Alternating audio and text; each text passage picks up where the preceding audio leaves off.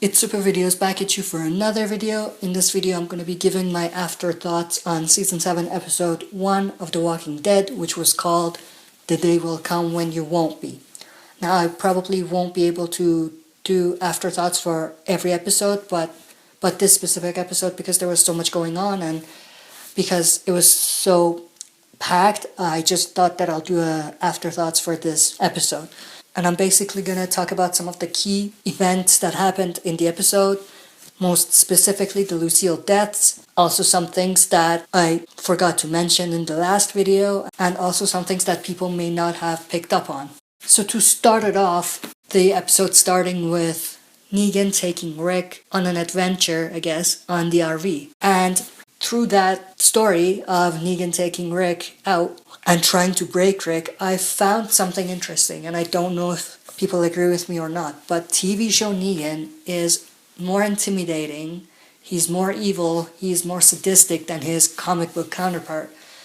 And obviously there was a lot of sadistic actions from Negan and sadistic comments from Negan in the comic book, but in the TV show it feels like his intimidation and his evil character and sadistic nature went up 10 times more or 20 times more. It feels like they made Negan do everything he could to make us be afraid of his character. And this is before we even got to see the deaths.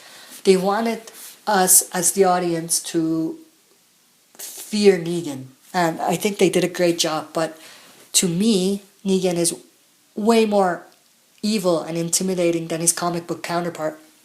And this may become a problem in the future, but I'm going to talk about that at the end of this video because it does contain some comic book spoilers. And then through this experience, Rick is remembering what has just happened. And this goes back to Negan's sadistic nature as well, because if you think about it, it feels as if Negan was forcing Rick to basically say out loud everything that has happened and everything that Negan has done, so Negan could hear it, so that Rick could feel the pain all over again. And to me, that's just sadistic.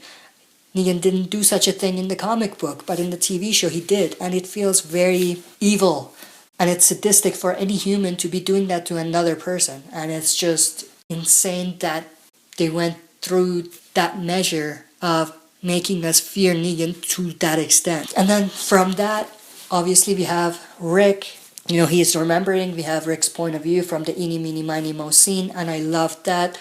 I thought it was a very nice touch because we get to experience that moment like Rick.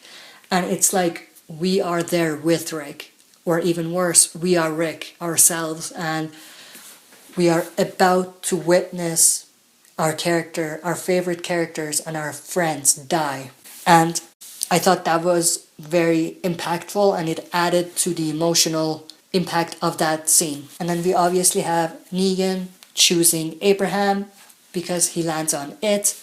Now, I don't know if this is just me or if anyone else picked up on this, but to me it felt like Negan did not choose Abraham randomly. Right before he chose Abraham, there was a split second in his mind where he was thinking about who he wants to choose, not who is landing on it necessarily, but who he as Negan wants dead. And basically he pauses for a second right before he does it. Right before he says it, he pauses. And I think in that moment he is thinking who he wants dead, and he chooses Abraham. He wants Abraham gone. And it could be because Abraham was standing up. He was ready to face his fate, and he wasn't afraid. And Negan found this very, very risky for himself in the future. So he wanted to take Abraham out.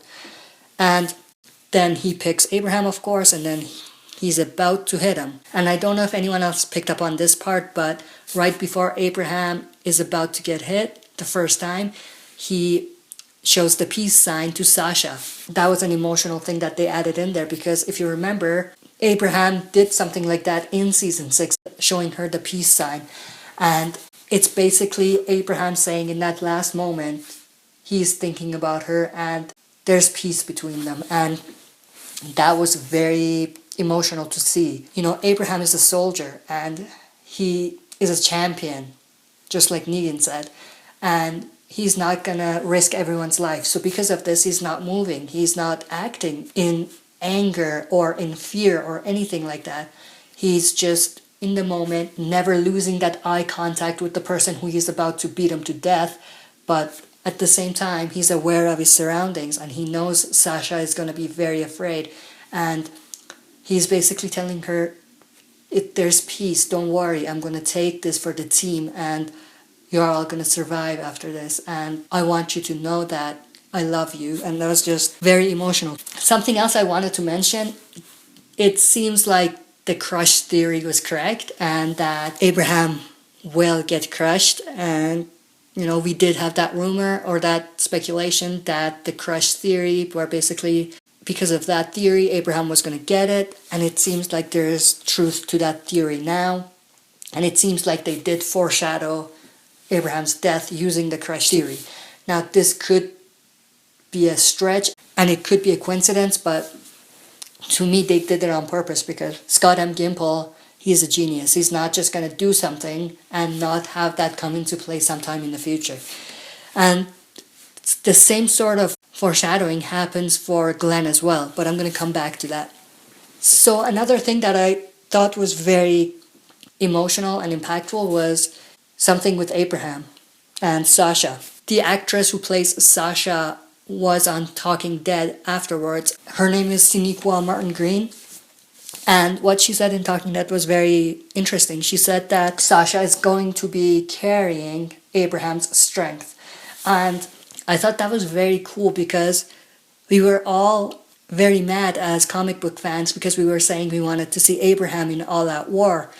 But there's something that never crossed my mind, and that is Sasha taking that placement. Because obviously Abraham was a soldier, but through that last moment between him and Sasha, he basically gave Sasha the strength to carry his legacy and his strength to All Out War. And I thought that was something that was there.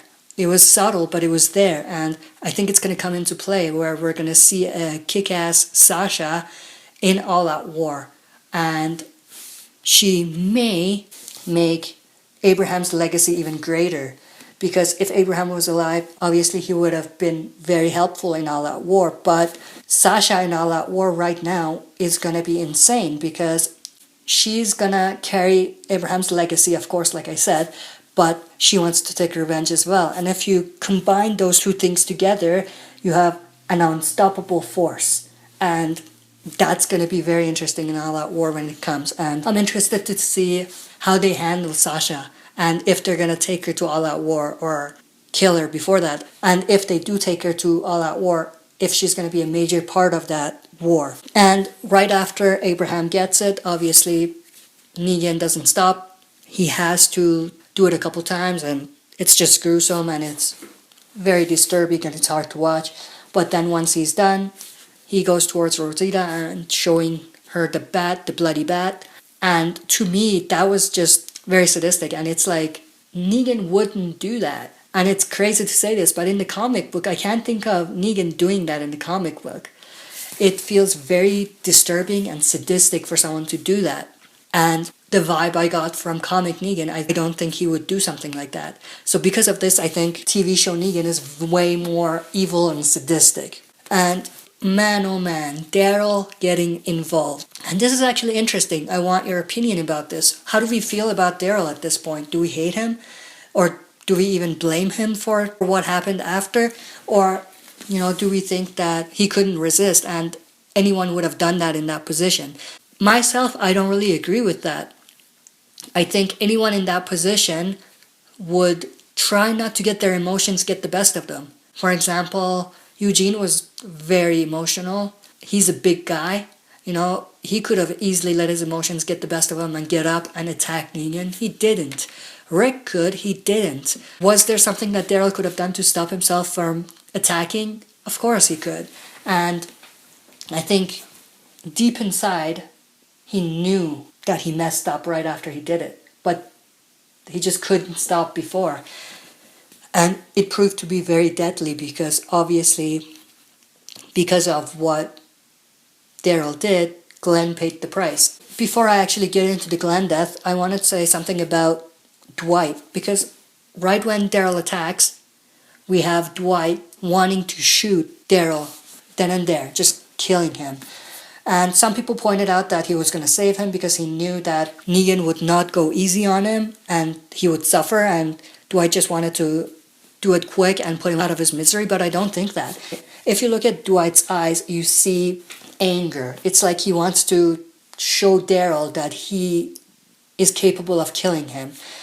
And to me, that's very interesting because it seems like what they did with Dwight at that point makes it hard to redeem his character.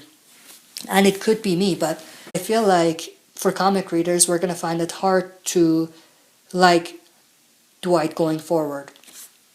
They may do something significant and make us like him, but it's just a bit difficult after that specific scene. And great performance by Austin Emilio as Dwight in that scene, because it's very genuine and it's very realistic and it's just anger. That's all I see. When I look at Dwight at that point, all I see is anger. I want to say something about Daryl that didn't happen at this point, but I just wanted to mention it. When Dwight grabs Daryl and puts him in the back of the van as instructed by Negan, there's something very interesting because it feels like Negan is locking Daryl, who he sees as an animal, in the back like a cage. Like he's the animal and locking him in a cage and trying to push him to his standards and make him his own dog. And that's very interesting to me, and I'm very interested to see where they take Daryl's character and how they're gonna build the tension between Dwight, Daryl, and Negan.